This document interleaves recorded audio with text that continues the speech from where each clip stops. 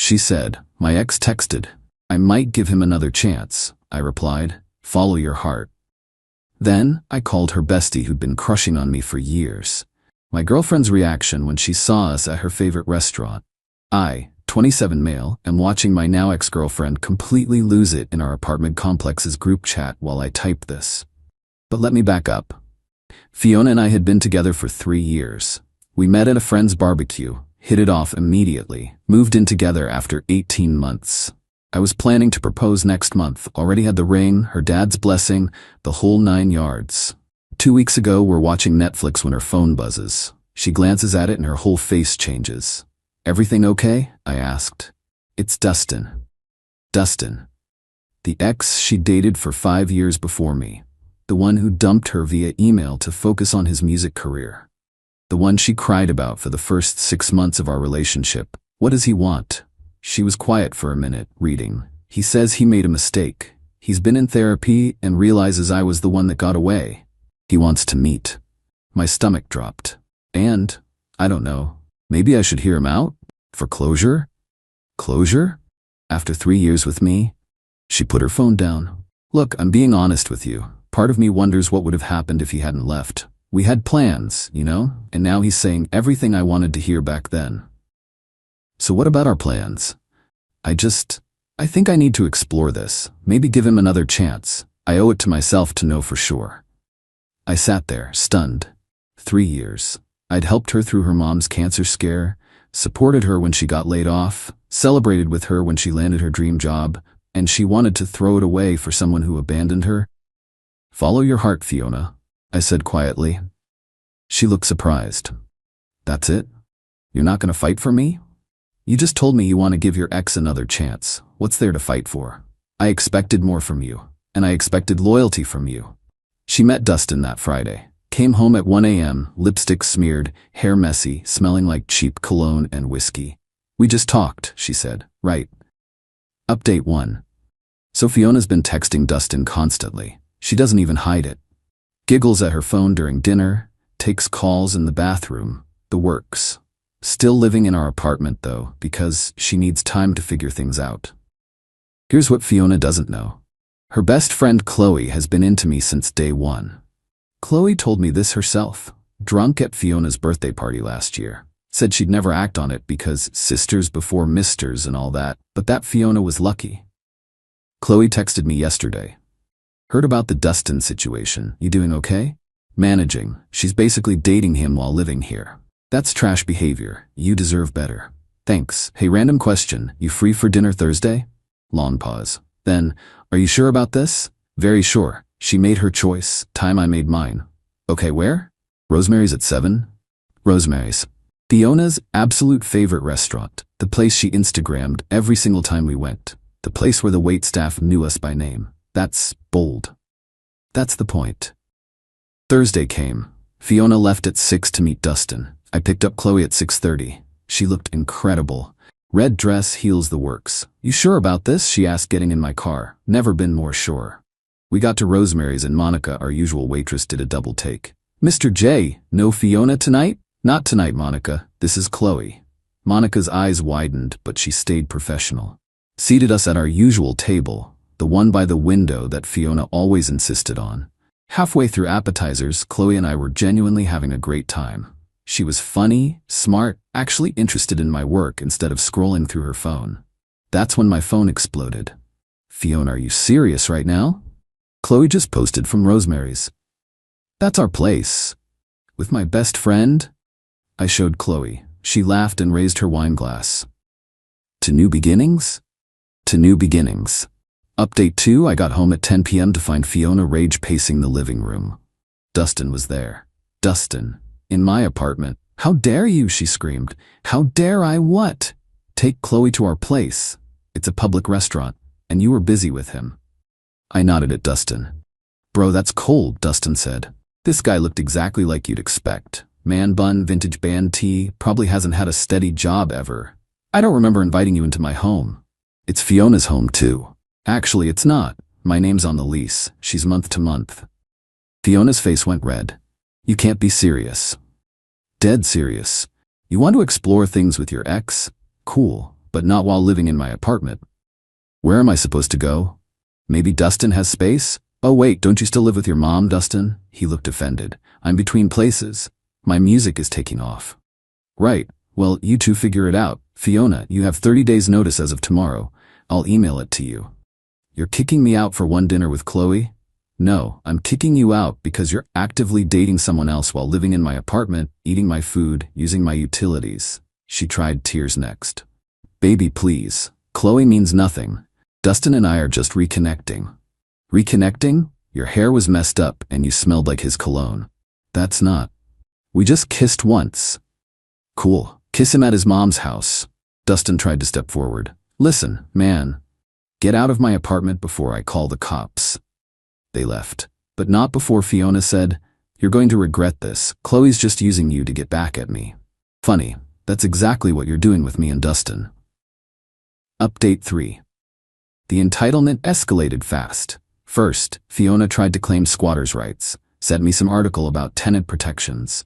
I forwarded it to my lawyer buddy who laughed and said, She's not on the lease, she's month to month. You gave proper notice. She's so well. Then she tried emotional manipulation, started posting old photos of us on Instagram with captions like, Remember when promises meant something? And 3 years thrown away for revenge. Her mom called me. What's this about you evicting my daughter? She's dating her ex while living in my apartment, Mrs. T. She says you're dating her best friend out of spite. I'm dating Chloe because she actually wants to be with me. Unlike your daughter. Silence. Then, Fiona always did have issues with wanting what she couldn't have. I'm sorry, honey. Plot twist. Even her mom saw through it. Wednesday, I came home to find my Xbox missing, also my coffee maker, my air fryer, and weirdly, all my phone chargers. I texted Fiona, return my stuff or I'm filing a police report. What stuff? Those were our things. I have receipts for all of them. In my name. An hour later, everything was back, dumped on the doorstep. The Xbox had a scratch across it. Real mature. Thursday, Chloe and I went to a concert. Small venue, local band. Posted a few stories having a genuinely good time. Fiona showed up with Dustin. Fancy seeing you here? She said, trying to sound casual. It's a free country, I replied. She looked at Chloe with pure hatred. I can't believe you'd do this to me. We're supposed to be best friends. We're, Chloe corrected. We were best friends until you decided to throw away a good man for someone who already abandoned you once. You were just waiting for this, weren't you? Always hanging around, laughing at his jokes, pretending to be supportive. I was supportive of your relationship until you ended it. Dustin tried to pull Fiona away. Babe, let's just go. Don't babe me. This is all your fault. My fault. You're the one who contacted me back. Oh, this was interesting. She contacted you? I asked. Dustin looked confused. Yeah, like a month ago. Said she was thinking about me. Fiona went pale. That's not. You texted me first. After you liked all my old photos and posted that song we used to listen to. I looked at Chloe. She was trying not to laugh. Fiona had orchestrated this whole thing and was now mad it backfired. Update 4 Monday morning. I get a call from my landlord. Hey, your girlfriend called saying there's water damage in the apartment? There's no water damage, and she's my ex. Oh, she seemed pretty convinced, said the bathroom was flooded. I'm literally in the bathroom right now, it's fine.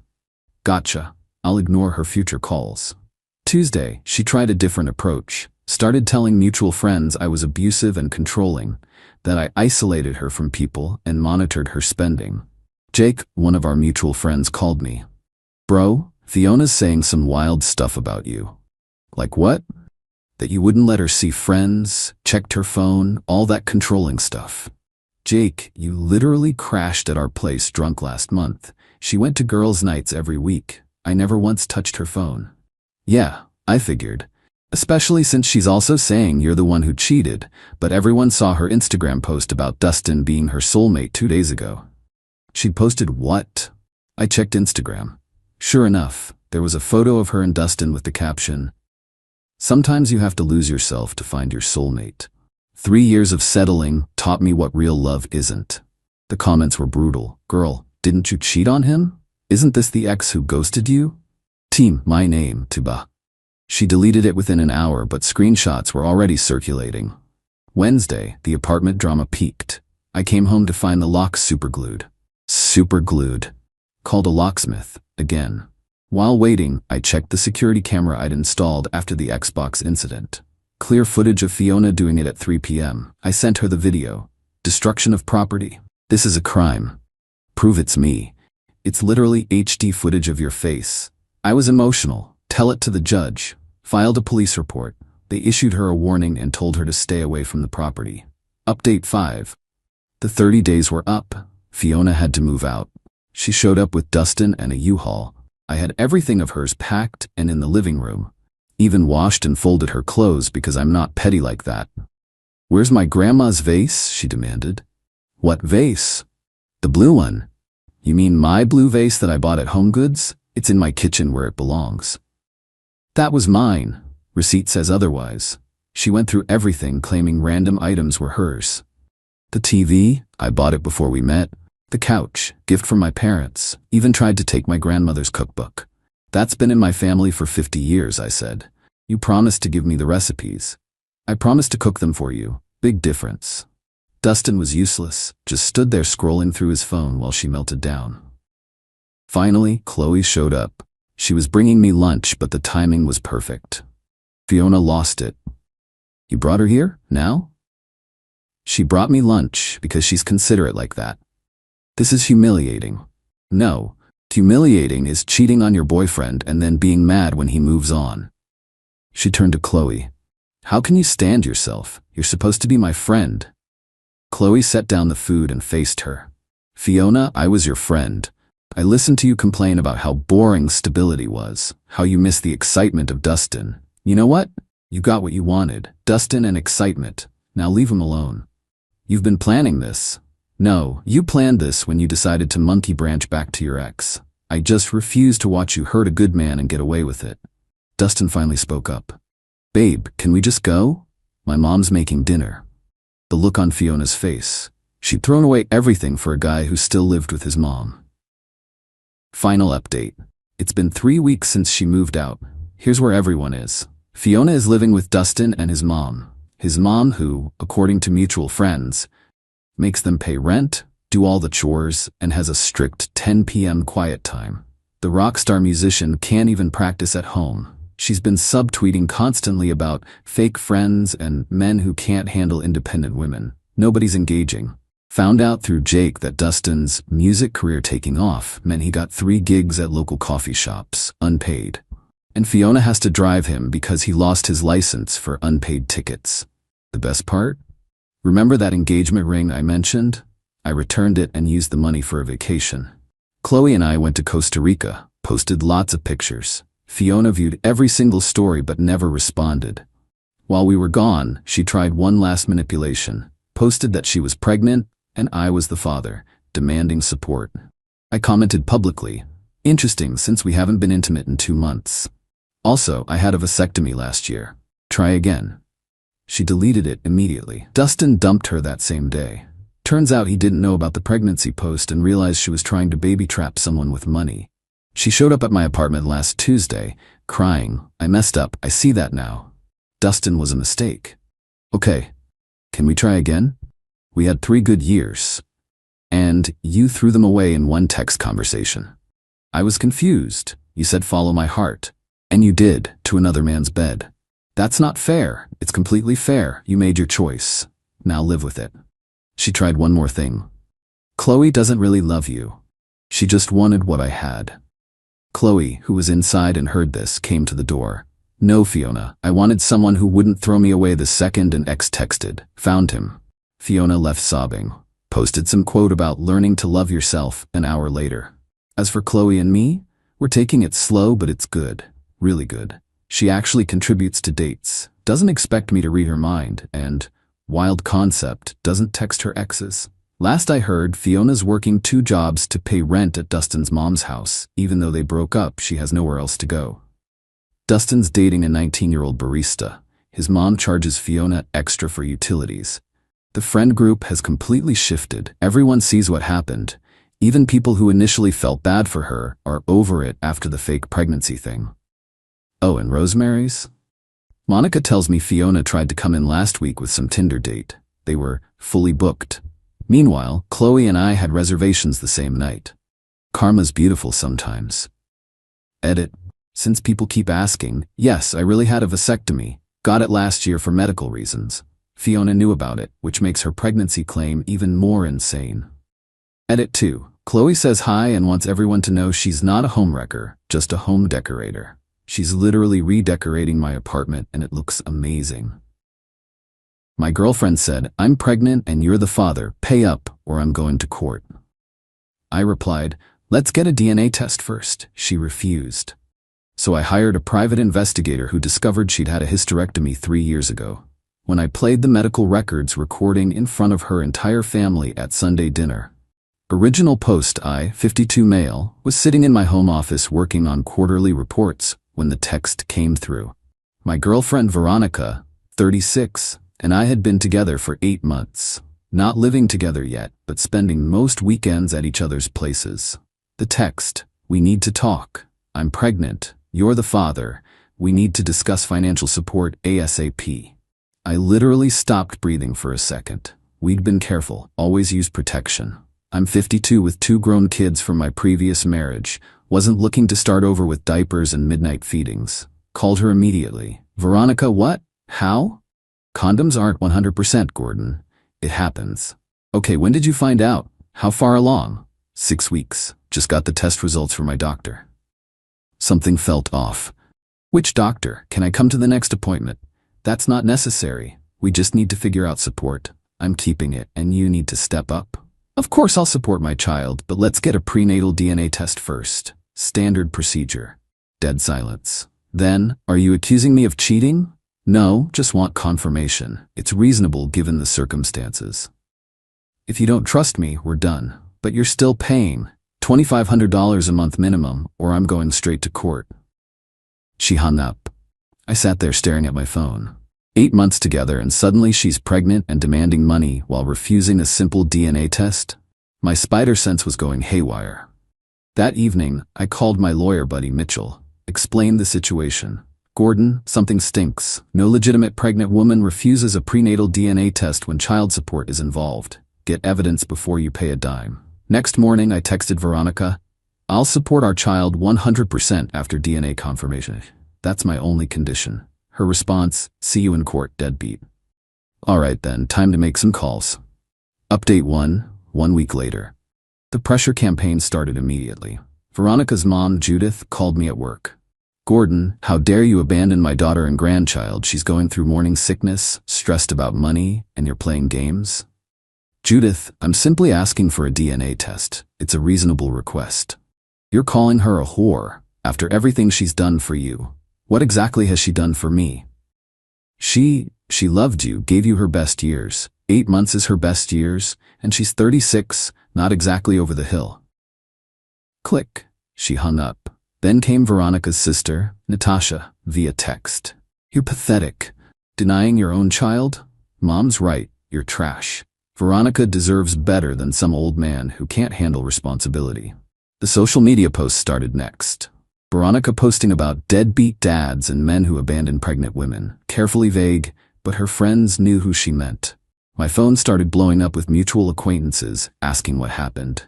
Meanwhile, I hired a PI. Let's call him Roy. Former insurance investigator, knew his stuff. Need you to do a deep dive on my girlfriend. Claims she's pregnant, but something's not right. Roy took the case, said he'd start with basic surveillance and background checks. 3 days later, Roy called. Gordon, you sitting down? Why? Your girlfriend visits a fertility clinic twice a week. What? Why would a pregnant woman? That's not all. She's been going there for 2 years. I talked to a nurse who smokes outside during breaks. Veronica's been trying to get pregnant through IVF, unsuccessfully. But she said she's pregnant now. There's more. I pulled some medical billing records through, let's say unconventional means. 3 years ago she had a hysterectomy, complete removal, medical necessity, severe endometriosis. The room spun. She can't be pregnant? Not unless medical science has advanced beyond what we know. Gordon, this is attempted fraud. Send me everything you have. That night, Veronica texted, last chance, $2,500 by Friday or I file a paternity suit, your choice. I replied, file away. Update 2, 2 weeks later. The entitlement escalated to insane levels. Veronica showed up at my house with a fake baby bump. I kid you not, she was wearing one of those pregnancy bellies costume shops sell. Gordon, look at me. Look at your child growing inside me. How can you deny this? I stayed calm. Veronica, let's go to a doctor together. Right now, I'll pay for everything. Her face changed. I don't need to prove anything to you. Then we have nothing to discuss. She started crying. Wailing, really. My neighbor, Mrs. Patterson, came out concerned. Veronica immediately played it up. He got me pregnant and now won't help. I'm alone and scared. Mrs. Patterson looked at me with disgust. Gordon, I thought better of you. I said nothing. Let Veronica continue her performance. Eventually she left, but not before keying my car. I got it on camera but didn't call the cops. Yet. Roy called the next day with more intel. She's done this before. Found 2 other guys from the past 5 years. Both paid her pregnancy support for months before figuring out the scam. Why didn't they press charges? Embarrassment, probably. One guy's married now, doesn't want it coming out. The other moved across the country. I decided to reach out to them through Roy. The first guy, Derek, was willing to talk. Man, she got me for 12 grand before I wise up. Kept delaying doctor visits. Always had excuses. Finally hired someone to follow her. Caught her drinking and smoking at a bar while supposedly 7 months pregnant. Why didn't you sue? She threatened to tell my employer I was a deadbeat dad. I worked for a conservative company. Couldn't risk it. This woman was a professional scammer. Judith called again. Gordon, Veronica's having complications from stress. You're endangering your baby. Judith, ask Veronica about her hysterectomy. Silence. Then, what are you talking about? Ask her about the surgery 3 years ago, the one that makes pregnancy impossible. You're lying. She's pregnant. I've seen the tests. Fake tests are $20 online, Judith. She hung up, but I could hear the doubt creeping in. Update 3 weeks later. Veronica filed the paternity suit. I was served at work, which she probably thought would embarrass me. My boss, Harrison, called me in. Gordon, this is concerning. I showed him everything, the PI report, medical records, the works. His expression went from concern to amazed. She had a hysterectomy and is suing for pregnancy support? Yep. That's bold. My lawyer, Mitchell, was having a field day. This is going to be the easiest case I've ever won. She's basically suing for support of an impossible child. But Veronica doubled down. She got her cousin, Jerome, to call me. Jerome was, let's say he tried to be intimidating. Yo, Gordon, you need to handle your responsibilities, man. Ronnie's family. We don't let families struggle. Jerome, she's not pregnant. She showed us the tests. She had a hysterectomy. Man, you don't know what you're talking about. I have the medical records. Those can be faked. The irony of him claiming medical records could be faked while defending fake pregnancy tests was lost on him. Sunday family dinner was coming up. Veronica's family had a standing Sunday dinner at Judith's house. Extended family. The works. Usually 20-30 people. Veronica texted, if you don't pay by Sunday, I'm telling everyone at dinner what kind of man you are. Perfect. Just perfect. I replied, I'd like to come to dinner. We should tell your family together about the baby. She was suspicious but couldn't really say no without looking bad. Fine. 4 p.m. Bring a check. Oh, I'd bring something, all right. Update 4, the Sunday dinner. I showed up at 3:55 p.m. with a folder and a small digital recorder. Veronica met me at the door, wearing her fake bump, all smiles for the family audience. Gordon, so glad you came to your senses. Loud enough for everyone to hear. The whole family was there. Judith, Natasha, Jerome, aunts, uncles, cousins, about 25 people total. Veronica had clearly prepped them. I got cold stares and disappointed head shakes. We sat down to dinner. Before grace, Judith stood up. Everyone. Veronica has an announcement. Veronica stood, hand on her fake belly. As most of you know, Gordon and I are expecting. Today, he's finally stepping up to support our child. Applause. Some scattered about-time comments. I stood up. Actually, I have something to share first. Veronica's eyes narrowed. Gordon, everyone should know the truth. I pulled out my phone. This is a recording from St. Mary's Medical Center, dated 3 years ago. I hit play. The doctor's voice filled the room. Miss Veronica Hodges, hysterectomy completed successfully. Full removal of uterus due to severe endometriosis. Patient will no longer be able to conceive. Dead. Silence. I continued.